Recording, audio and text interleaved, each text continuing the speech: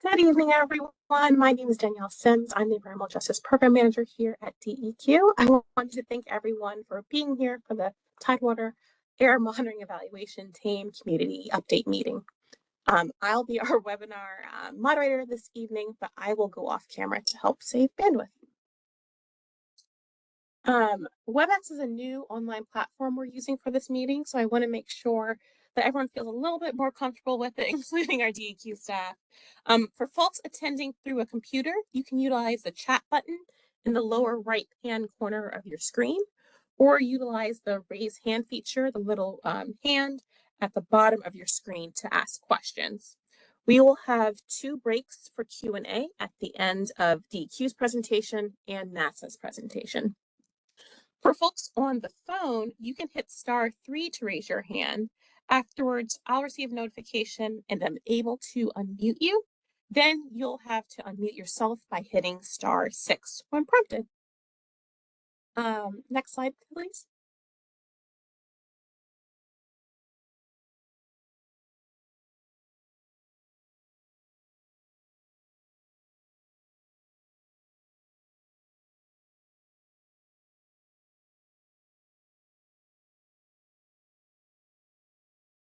Yeah, I'm working on it. For some reason, it's not going down. Next.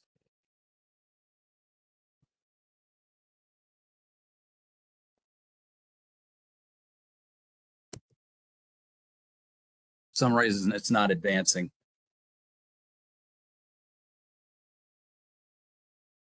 Okay.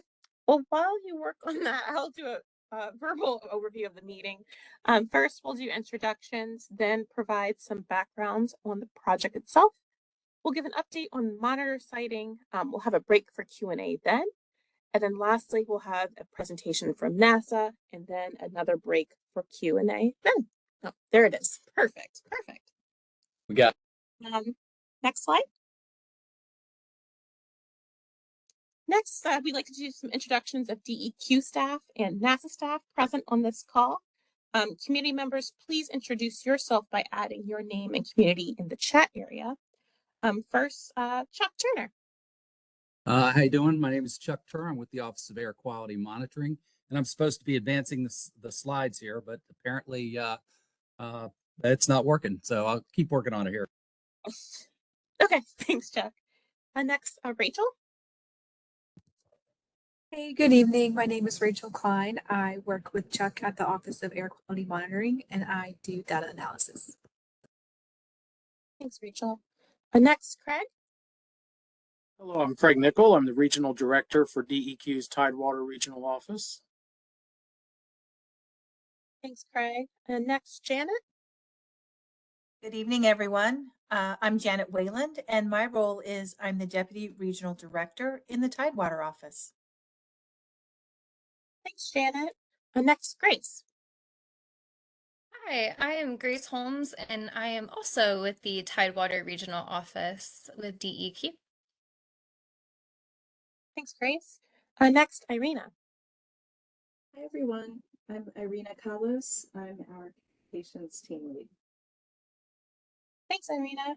Now I'm going to turn it over to Allison at NASA to introduce the NASA staff. Thank you. Hi, I'm Allison Bergamini. I am the center lead at our Virginia Langley location at NASA, and I am leading the current participants in the develop program. And I'm just going to popcorn to them. First, I'll popcorn to our current project lead. Hello, I'm Brianna Johnson. I'm the project lead for the current terms Health and Air Quality project. Hello, my name is Joe Horan. I'm one of Brianna's teammates on the air quality project for NASA. Hello, my name is Molly Gill, and I'm another one of Brianna's teammates on the Hampton Roads Health and Air Quality Project. Hello, my name is Lauren Andrade, and I am also part of the Hamptons Road project. And I'll have Brooklyn introduce herself. She is our current geoinformatics fellow. Hi, I'm Brooklyn Appling. I'm the current Geo Fellow, as Allison said, and I also worked on the project that happened over the summer last term. And lastly, I'll have Amanda Clayton introduce herself for the Develop program. Thanks, Allison. Hi, everyone. My name is Amanda Clayton. I am the Science Manager for the NASA Develop program. We're based here in Hampton out of the NASA Langley Research Center. And I'm also a Norfolk resident, so really excited to support the team and hear more about the project updates. And I think that's everyone from the NASA end. Thank you, guys. Okay, perfect. And community members, please add your name and community to the chat so we can get to know you as well. With that, I will turn it over to Chuck Turner for our update on the TAME project itself. Okay, and Grace, there you go. Thank you. All right, so let's talk about a little bit about the TAME project. I know some of you out there probably have been to a few of these meetings, but what we're going to talk about is basically the structure of the program, what's involved in the program, and what our goals are. So the TAME project, or the Tidewater Air Monitoring Evaluation Project, is a grant-funded study with money from the Environmental Protection Agency. It involves evaluating air quality issues relative to environmental justice communities. And we think of environmental justice communities as communities of color, and it is also structured by income level as well. The Environmental Justice Act of 2020 states environmental justice communities need to be meaningfully involved and engaged in these air monitoring projects that we are doing. And community involvement from the very beginning of this project has been key to our approach.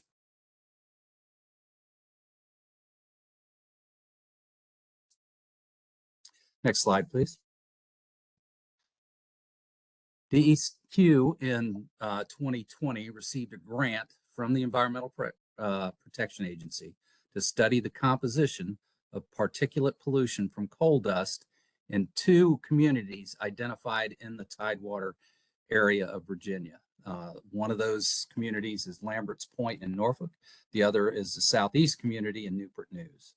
And it is our intention to work with community members and with the Virginia Department of Health to better understand local air quality, develop health assessment, and determine next steps as we evaluate the data that is generated from this study. Next slide, please. So let's talk a little bit about the facilities, the operations that we're studying in this grant-funded project. We're looking at Lambert's Point Coal Terminal in Norfolk, which began operations in the 1880s. So by 1930s, Lambert's Point was the largest coal shipping point in the world.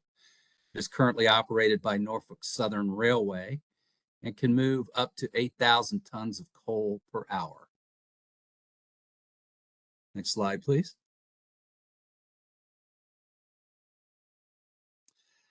And we also have identified the Kinder Morgan and Dominion Terminals operations in the Southeast community.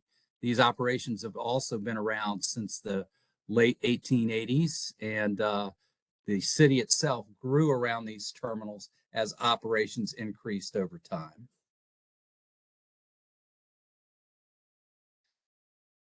So what are the goals of the project?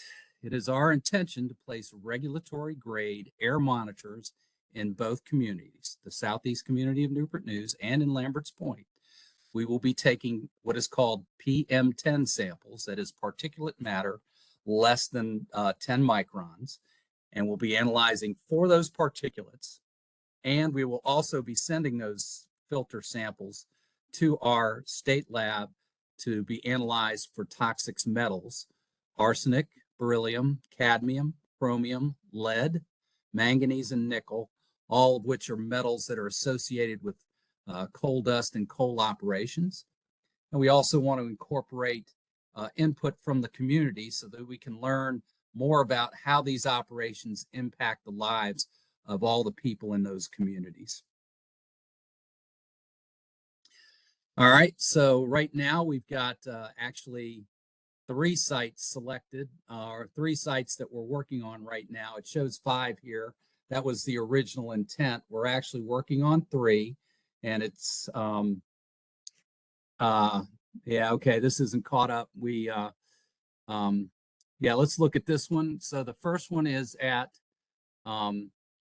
the tennis center, the Achievable Dream Tennis Center, and that is listed as TAME 001. TAME 002 has been relocated to 30th and Wickham Avenue. And then TAME 3 is located at 48th Street and Roanoke Avenue. 4 and 5 we are still working on right now. So we've got those first 3 and they have been identified. And we're moving forward on working on a 4th and a 5th one now. Next slide. Go ahead and go to the next slide as well. All right. And these are the sites that we have selected in Norfolk. And you see 2 listed on the left, but there are 3 sites listed in Norfolk. Chuck, this is still the Southeast community. Yeah, this is Newport News. Okay. Yeah, so these are 2 sites listed in Newport News right now, and the third one is 002. And there we discussed the locations earlier, but the second site is at 30th Street and Wickham Avenue. Okay. See, there's a Norfolk sites, and there are 4 shown here. We are working in the same manner that we're working in Newport News. We're working in on the 4th one that's listed here is Lambert's Point Golf Course. We have the first 3 of those selected, and we're moving forward on those. The first one is at 25th Street and Elkhorn Avenue. That's right near where the micro farm is located. The second one is at 43rd Street and Hampton Boulevard, and that is at the fire station. And the third one is at 26th Street and Bowden's Ferry Road, and there's a community garden and electrical contracting company out in that area, but there is an open field there where we plan to put the monitors. And this describes them where they are and what we've done in terms of siting right now. We are pretty well advanced on the siting for these Norfolk sites. And we are pretty well advanced on the siting for the Newport News sites as well. We're still working on the second site that we had to relocate, but we are well on our way and working with the contractors to get the specs and start the construction process on these particular monitoring sites. Next slide, please. And this gives the overview right here of what we actually have in terms of the siting requirements for the Norfolk sites. And again, we are moving forward on those. The reason for the issues that we've had with siting, and it's difficult to explain. A lot of people have difficulty understanding why we run into some issues, but there are technical requirements for the siting of monitors that we have to meet in order to meet the quality assurance requirements for the data that we gather with these monitoring sites that we put in place. One of the things we look for are trees, the classic, what are called or classified as obstructions. We want to be far enough away from the trees that they don't affect the wind flow and the direction of how the air flows around the monitoring site. Basically, we want to have a free and open flow of air into the monitoring site. Next slide, please. Yeah. Buildings are also a problem, and there's actually a formula that we use to determine the distance away from the building, but just sort of viscerally, I think everybody can understand why the building would be a problem. We have several sites that I've looked at in other states without pointing any fingers where you can look at the year-round airflow and note that it's blocked in one direction. That's something that we've got to avoid here. So we have to get and meet that regulatory formula to get the distance away from buildings. Next slide, please. And of course, road and traffic impacts as well. We want to include the impacts of road and traffic, but what we don't want is for the road and traffic impacts to be the primary thing that we're measuring. So we try to get a distance away from the road that it becomes part of the overall background contributor to what we're reading or gathering in the air monitoring data that we get. Next slide, please. One of the things that we've included in this particular monitoring project is we wanted to get the community involved through the use of what are called air monitoring or air monitoring sensors that basically these are smaller methods for getting air quality measurements. In this case, what you're looking at here is what's called a purple air sensor. And it uses internally a laser counter that measures the particulates, and it'll measure PM10, PM1, and PM2.5. Want to make a distinction here between the sensors and the regulatory air monitors. The sensors are designed, as it says, designed for citizen science, easily portable, easily installed. The regulatory monitors, a bit more expensive with those technical requirements in terms of locating the monitors. The data we get from the regulatory monitors will be used in the study to go through and do the health assessment. Data from the sensors, from the purple air sensors, it's not regulatory data. So it is helpful data. It's good for trends analysis, but it isn't used in the regulatory decisions that we make in terms of this project. So the data that we get from the monitors are what we're going to use to do the health assessment, which is ultimately one of the target products we want from this project. All right, next slide, please. So where are we going from here? What you're looking at right there is the multi-pollutant site. We'll be putting 2 of those in, one in each community. The one in Newport News will be at the Tennis Center. The one in Norfolk will be at 26th and Bowden's Ferry Road. And what we're going to get from that is, in addition to the PM10 and the metals, we're also going to have a PM2.5 that is a particulate matter less than 2.5 microns at that location as well. So we'll be able to look at PM2.5 results as part of this study, in addition to the PM10s that we'll be deploying for this project. Next slide, please. All right, so this is a PM10 monitor that you're looking at right there. We'll be running it on an every 6-day sample. This is what you'll see at most of the sites that we put out there. Basically, the PM10 sampler runs every 6 days. You get a filter, and that filter then is weighed for the amount of particle matter that's on the filter, and then goes to the analytical lab once we've done that weighing effort. We also need to set up electrical power to run these samplers, and that'll all be part of the construction process that we'll be going through here in the next couple of months. Next slide, please. All right, so we need to finish the negotiations on the last site in Newport News, and that should be done by the end of this week. Once that's done from the contractor, I'll get an estimate on cost. We will then engage the contractor, and they'll begin the construction process. Right, as the sites are being installed, we'll certainly try to keep the community up to speed as to where we are. You know, once we get them to the point where they're ready to be tested prior to actually beginning the sampling for this project, we'll certainly let everyone know. And we're going to be targeting the multi-pollutant sites to maybe have an outreach in the form of a groundbreaking to let everyone know how far along we are in this process and where we plan to go at that point. So a lot of things coming up here. A lot of effort going on behind the scenes that you don't see. Once we start installing the monitors, though, I think that'll be a sign that we're definitely moving towards the point where we can start gathering data. Next slide, please. Yep.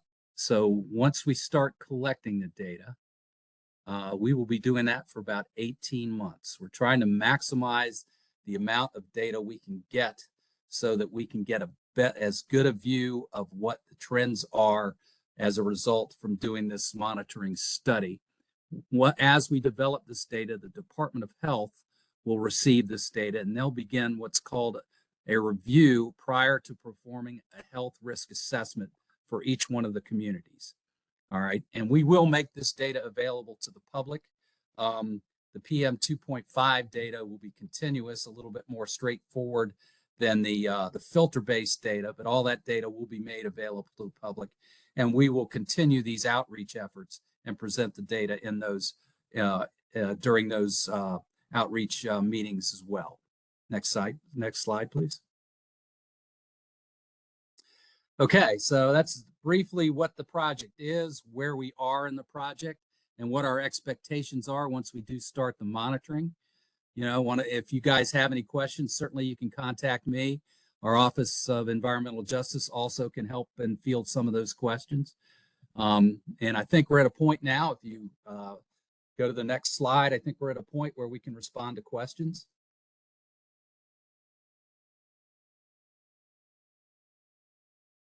I think this is actually the question slide. Okay, well, that's fine. And one other bottom line on this, the purple air sensors. We've been reaching out to the community and finding out who would like to have a purple air sensor located either at their house, their community center, church, anything like that. And, you know, so if you would like to take one of these purple air sensors and place it outside your home or wherever, you actually can see that data uploaded to the Purple Air corporate map, and it'll show you what the concentrations are that purple air is reading right in your community. So, you know, I'm putting in a plug here for the Tidewater Regional Office because they'll work with you to make sure those get cited properly and that we start getting data from those purple air sensors. But if you are interested, if you'd like to join the purple air sensor outreach effort, feel free to contact the regional office, or you can contact me and the Environmental Justice Office, and we can get you hooked up on getting those purple air sensors installed. So with that, you know, any questions, feel free.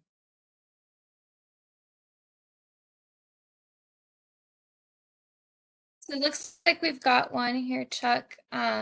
Is mass spectrometer analysis done at the 2 PM10 monitors on a 6-day basis? Okay, so what happens every 6 days is the monitor actually runs for a period of 24 hours. There's no analytical work that's going on at that point in time. All that's being done right there is collecting the particles on the filters. And then the filters are picked up, they're taken to the lab, and at the laboratory is where the analysis is performed. And so basically we use a methodology called ICP-MS. And yes, mass spectrometry occurs in the laboratory itself once the filters have been collected.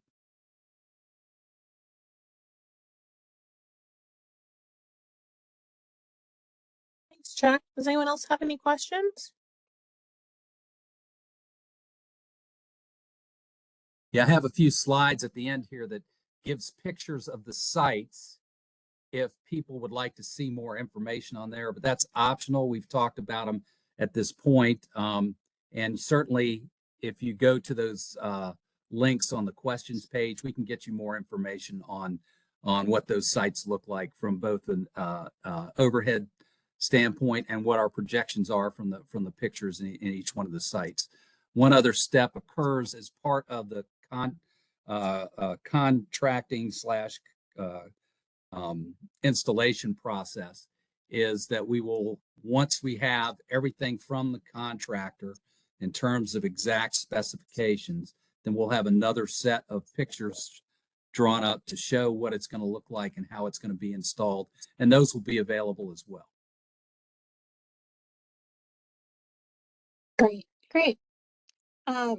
Just a reminder for folks on the phone, if you have a question, feel free to hit *3 to raise your hand and we'll unmute you so you can ask your question.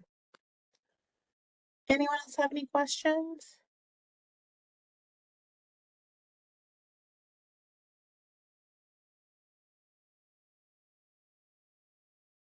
Okay.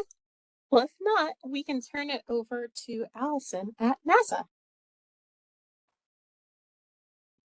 Great. Thank you guys so much. That was really great information that I think we'll see a lot of overlap on, which is wonderful. So thanks for setting the stage for us, Chuck, with your introduction slides. So I'm going to go ahead and share my screen so that you can see my slides, and hopefully it wants to play nice like it did earlier. Go ahead and present. And is that looking good on everyone's end? Yes, it is. Wonderful. Okay. Well, so at Develop, I'm going to speak a little bit to what the program is, but we've been working with the Virginia DEQ for 2 projects now, with a third on the way in our spring term. But the teams are going to speak to the 2 projects from summer and fall and what they've been working on to help support Virginia DEQ and the TAME project as well. But before we get into that, I'll speak a little bit to what Develop is. So Develop is a program through NASA. We are a geospatial workforce development program, hence the term Develop. We try to utilize NASA Earth satellites and Earth observation capabilities for informing our partners, informing actions that the partners can take. During these terms, the teams conduct feasibility studies over the course of 10 weeks. So very short and sweet, but they're able to accomplish a lot, as you'll see in just a few moments. It's also a dual capacity program, which is really great because the participants in the program come from all different walks of life, recent graduates, early and transitioning career professionals, and students. And they're really hoping to build their capacity with remote sensing, with GIS, and with coding skills. But we're also hoping to build the capacity of our partner organizations. After the 10 weeks are over, we don't want this to just kind of end. We want the partners to be able to take what we've been working on and run with it. So we hope that we can help build capacity for using NASA data for all of our different partners. So just to highlight a few of the developed locations, we are a nationwide program. We have permanent locations at different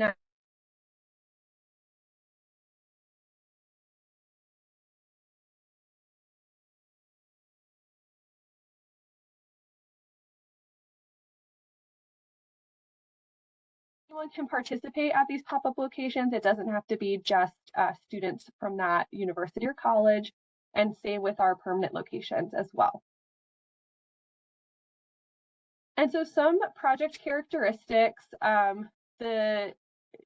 basically our projects are all based on decision makers' priorities and the decision-making process. So working with the partners and what they need and want from this project. So the teams assess the feasibility of using NASA Earth observation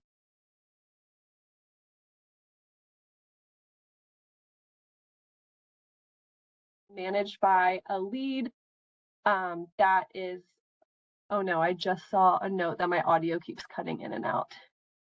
Can you hear me okay right now? Yes, we can, but we missed a little bit of the past slide and this slide as well. Okay, I'll peek back real quick. I wanted to highlight the locations, the permanent and pop-up locations that are located at universities and colleges. Anyone can apply for those locations. There, it's just where we host it. Also, we heard everyone could apply for those locations, but missed what you said after that. Okay, let me turn off my VPN really quickly and see if that might help. And let me just connect to my regular Wi-Fi. Give me just a couple of seconds. Sorry about that. No worries.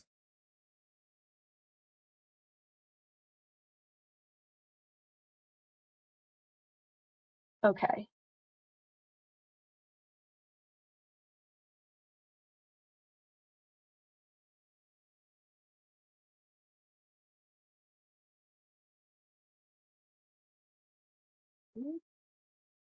Okay, what slide are you currently looking at, or is it just back to the starting slide? It is the slide on developed locations and permanent locations. it wants to play nice now. I turned my VPN off, and that typically is the thing that's giving me problems. So, okay, really quickly going over locations again. Sorry if I'm repeating myself at all. So our permanent locations, as you can see, are nationwide at NASA centers and at some colleges and universities. We also host pop-up locations, and that is, those change each term. You do not have to be a student at these locations in order to participate, however, so anyone is welcome to participate at any of our locations for the Develop program.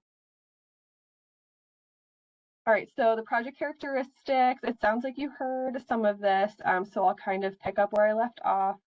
So a team with Develop is typically consisting of 4 participants, all working extremely collaboratively on a project and working with those project partners. And then those teams are managed by a Develop lead, such as myself. They also have science advisors working with them to make sure that, of course, all of the data and everything is as it should be, just to get some second looks and to help the participants build their capacity as well in certain areas they might not be as familiar with. They create a set of deliverables. This includes presentations like this one, a poster, a technical paper, and a bunch of different things that then get handed off to the end user and our partners in order for them to continue to use our data to make decisions. And then the focuses are on at least one application area listed on this slide. The Hampton Roads projects both focused on health and air quality. And so I will let Brooklyn take it from here to speak about the summer 2024 project. Thank you, Allison. So as a reminder, my name is Brooklyn Appling, and this is the team I worked with for this project. Next slide, please. So before I get into the sort of bulk of the project, I want to go over a bit about air pollution basics. I'm sure y'all likely already know this, but I'm going to hit it anyway.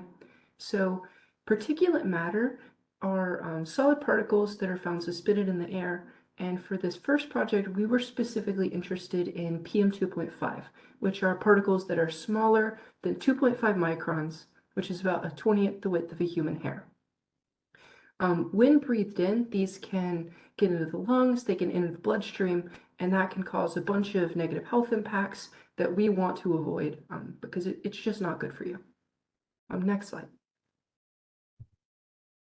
So PM in air is an aerosol, and while we can't directly measure ground level PM2.5, which is, of course, the stuff that we're going to breathe in, the stuff that's close to where we are, satellites can detect all of the aerosols throughout any altitude of the atmosphere. And there's a measurement that does this called AOD. And so PM is a component of AOD. So generally higher AOD means higher PM and lower AOD means lower PM. And so for the rest of the presentation, I'm going to be going over maps of AOD, but you can basically think of this as a proxy for PM2.5 at ground level. Next slide. So the goal behind this first project was to look at the impacts of coal facilities, but also just broadly get an idea of the spatial distribution of PM2.5. There's 2 large coal facilities. There's the one in Newport News, which is where a lot of the sensors in Newport News were placed that was already gone over. And then there's a second one, which is a rail yard in just south of Norfolk. And so we're trying to look at the distribution of pollution from these locations, but also from others. Next slide. So this study area was the Hampton Roads regions. That includes Newport News, Hampton, Portsmouth, Suffolk, Chesapeake, Norfolk, and Virginia Beach. Next slide.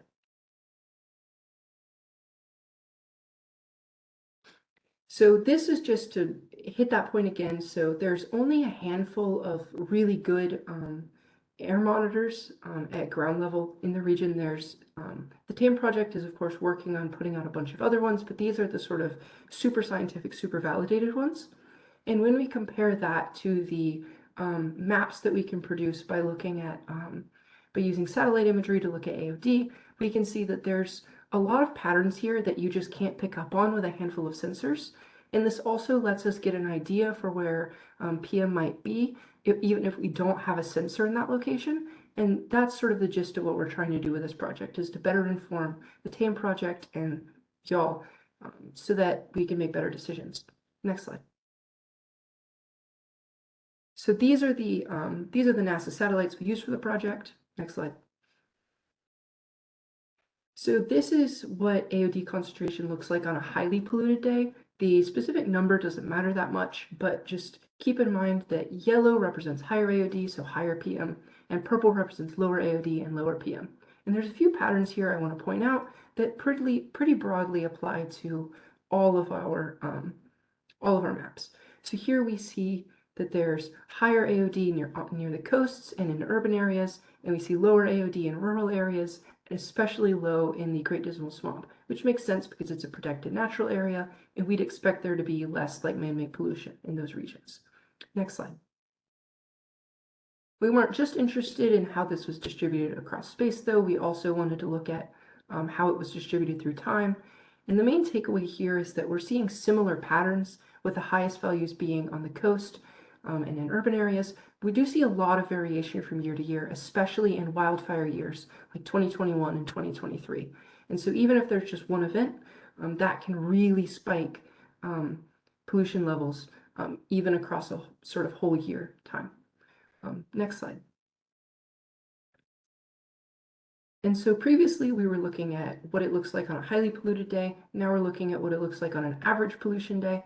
And we see a similar pattern broadly, but we do see somewhat higher values really close to that port, which also aligns with those coal facilities. And so we can't say that the coal facilities are definitely causing this, but levels are definitely higher on sort of typical, less like crazy days in areas near that Norfolk Harbor and the coal facilities.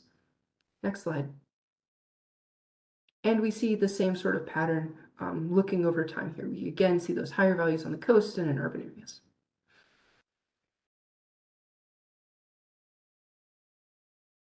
All right, next slide. And so now I want to take those values that didn't really mean anything and translate them into something more useful. So in this case, translated it to the air quality index.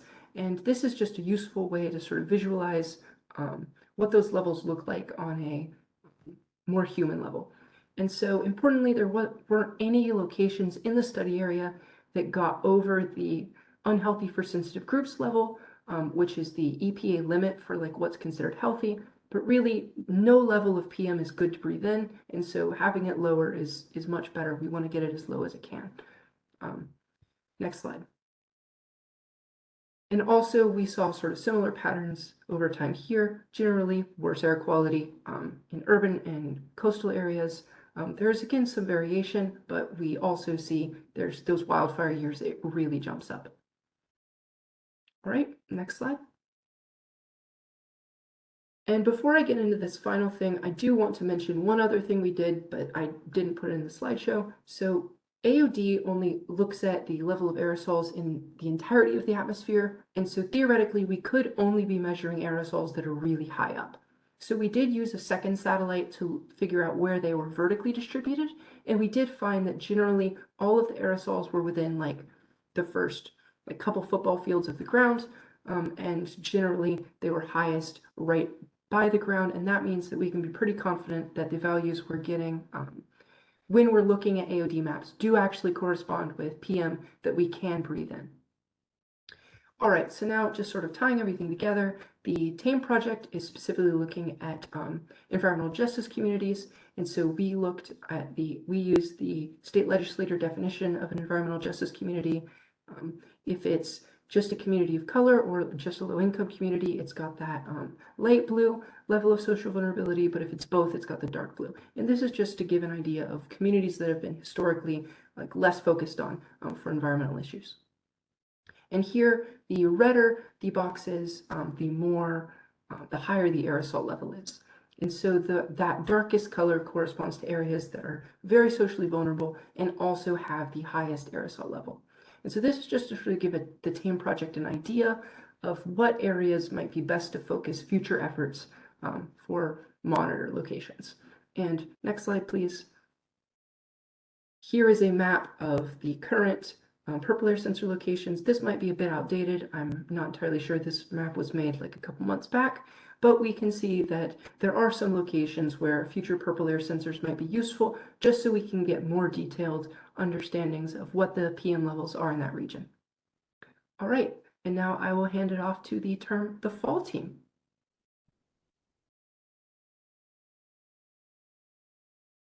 Hello, everyone. We're the fall 2024 team. Next slide, please. So during this term, we focus on the study of two gaseous pollutants. First is the nitrogen dioxide, and the second one is formaldehyde.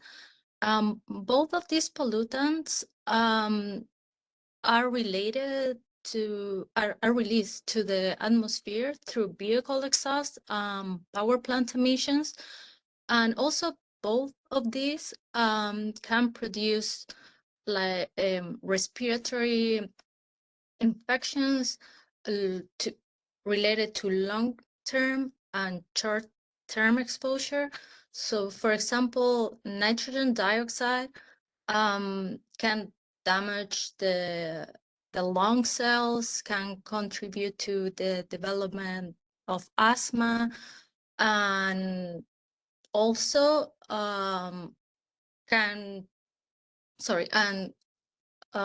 formaldehyde on a long term can even produce cancer. So is something really important for us. Next slide, please. So our study area will include Hampton Roads, the same as the previous one, but during this term, there was an interest in reading formaldehyde in Hopewell because there are no ground sensors there reading for formaldehyde emissions right now. So our new study area will include Hamptons Road to the Richmond metropolitan area. Next slide, please. So we use two satellite instruments. One is TEMPO, which one is in the geostationary orbit, which means is far enough away to where it orbits at the same speed Earth rotates. So it lives always above the same spot, which in this case is North America, so allowed to do a complete scan of whole North America on an hourly basis. While Tropomi is in the low orbit, which means passes like by North America only once per day, and hence give us only one measurement per day. Next slide. So this is a quick graphic. Oh, can we go one back? Thank you. So this is a quick graphic to demonstrate some of the differences between ground measurements and satellite measurements. So EPA's ground sensors measure pollutants near ground level in parts per billion, while the satellites used by NASA Earth observations measure particles in a column through the whole atmosphere, and these are in particles per centimeter squared.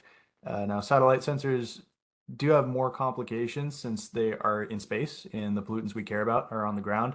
And since they rely on visible light, their measurements are interrupted by things like cloud cover, and they can't take measurements at night, obviously. To benefit, or the benefit to satellite instruments that isn't seen in ground sensors is that they can observe any area on Earth's surface that isn't covered by clouds already. And the implication for this is that they're theoretically very good for filling gaps in ground sensor data. Next slide, please.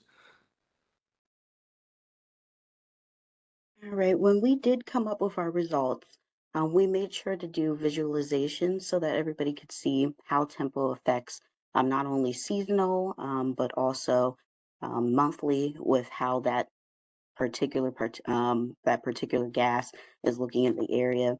Within seasonal tempo, we are looking at hotspots within those urban areas that we were looking at, that being within the Norfolk, Portsmouth, and Richmond area. And it's, of course, important to mention again that tempo does take hourly measurements. So we're seeing a lot of measurements, and so we're going to see that concentration within those areas because it is giving us a good view of what it looks like throughout the day. Next slide, please. When we look at the trends for the monthly as well, we can definitely see that in those winter times, as we did in the seasonal maps before, that they also are showing that it's higher within the winter seasons, a little bit lower in the summer seasons in the spring. But we also want to remind people too that there are going to be just some differences with how that breaks down, with how nitrogen dioxide breaks down in those seasons. But it's key to take away that there are going to be those big spots of concentration within those urban areas. Next slide, please. Similarly, we use tempo to look at formaldehyde, which is a lot different within when we look at nitrogen dioxide. Formaldehyde is driven by multiple forces, and nature is being one of those forces as well, just the way that it breaks down inside of our atmosphere.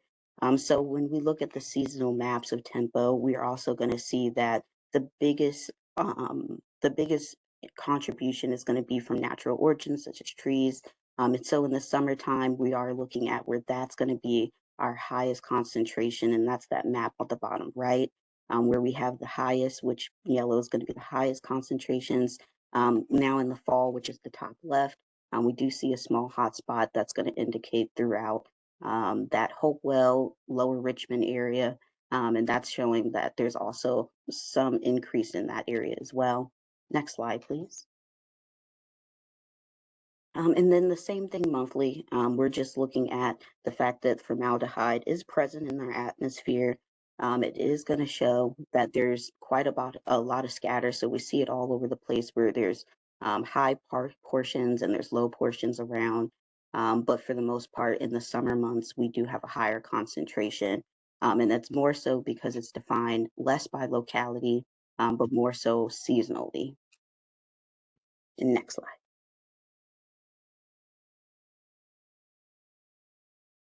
So on the left here, you'll see a socioeconomic vulnerability index map, similarly to the ones shown in term one, just in different colors. The takeaway here is that the red zones on this map are areas with high concentrations of both low-income households and residents of color, and these areas are given our highest socioeconomic vulnerability value. And if you will refer to the top right map, which is our NO2 distribution map, you'll see that many of these red areas also fall within the high spots for pollution on that map. And these areas of overlap we've identified as high risk. Next slide, please. So now we'll move on to the conclusions we've established through the first two terms of this project. So the term one team determined that MODIS AOD measurements can distinguish spatial trends of aerosol distribution, and that these measurements can be used with socio-demographic data to inform future sensor placements, and also that AOD is a low confidence proxy for PM 2.5 distribution. Next slide, please. During term two, we determined that TEMPO and TRPOMI, the satellite instruments, can both distinguish seasonal and spatial patterns for gaseous pollutant distribution, that TEMPO and TRPOMI column density measurements have moderate correlation with Pandora ground sensors and follow similar trends to EPA ground sensors, and that measurements from TEMPO specifically can be used with socioeconomic data to identify high-risk communities. Next slide, please. That brings us to the end of the stuff we have for you guys. Before we finish up here, I want to give some thanks to people without whom these projects would not have been possible. First of all, our partners at the DEQ, Chuck Turner, James Behringer, and Grace Holmes. Our science advisors, Dr. Laura Judd, David Young, Dr. Shah Sai, and Dr. Travis Toth. Previous contributors from term one, including Brooklyn, who you just saw speak a little bit ago, and some special thanks to our center leads, Allison Bergamini and Olivia Landry, site manager, Dr. Margaret Pippin from term one, and the data teams for ASDC and JESDISC, who helped term two with a lot of our satellite data. That's about all we have for you guys. We want to thank everyone for logging on to see our presentation, and you all have a good one.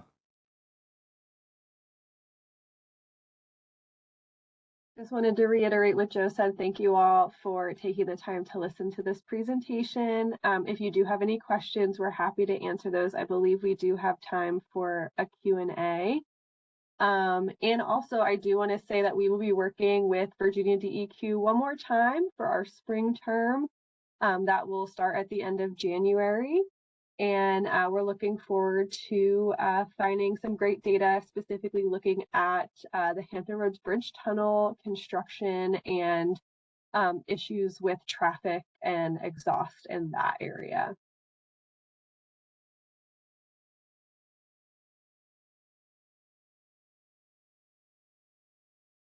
Okay, great. Does anyone have any questions for NASA?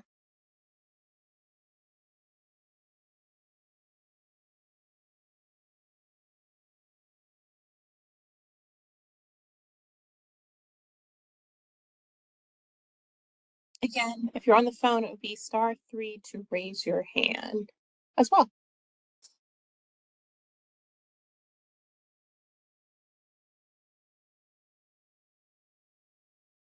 Oh, I have one question here.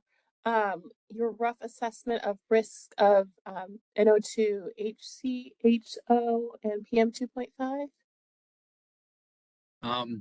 If I can jump here on that, this is Chuck Turner again.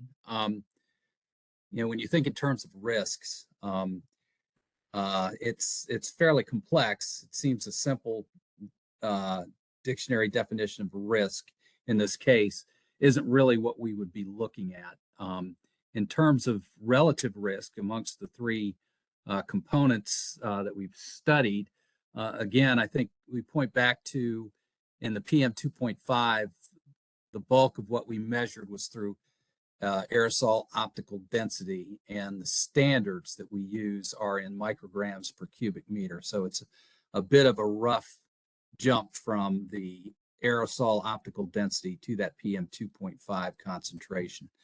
Also, with respect to the NO2 and the formaldehyde study, again, they're using the information from the satellites, and really you're looking at a column of data versus what we're measuring on the ground. So the biggest takeaways that I get from their work is it definitely confirms what DEQ in terms of targeting the places we target with the TAME project are appropriate for the type of study that we're doing, and that we do need to take this information into account in the future as we develop our network.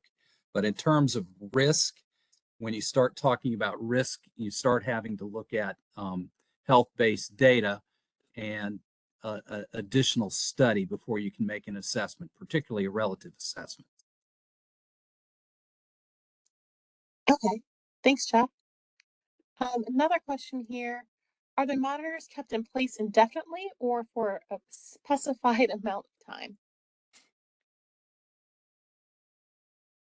In terms of the monitors for the air quality monitoring network that DEQ maintains, when we site a monitor, we generally will keep it there as long as we can keep it there, assuming that it still meets all those siting criteria that I described for you in the earlier presentation. But we do have some mobility in terms of some of the analysis that we do, and there is some temporary type of studies that we do, such as the TAME project. So generally speaking, though, when you're looking at comparing data to our air monitoring network, you're looking at data and sites that are intended to be there for the foreseeable future. Okay. Any other questions? In case you think that's something later on this week or later next month, et cetera, feel free to reach out to us if you have questions. We're always around and happy to answer any questions you may have. Yeah, and there's Chuck and the Office of Environmental Justice's contact information as well. I'm also happy to put, oh, sorry. I was going to say, I'm also happy to put my email in the chat as well.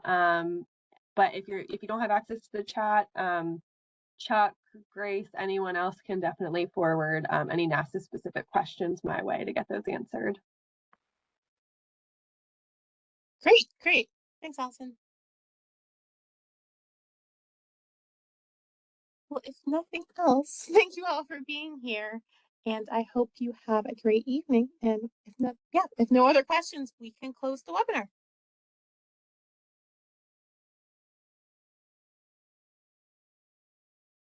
Thank you, everybody. Appreciate it, Danielle. Nice job. Thank you all for coming. And if you'd like to see this presentation, you can go to YouTube. We'll put a recording there as well.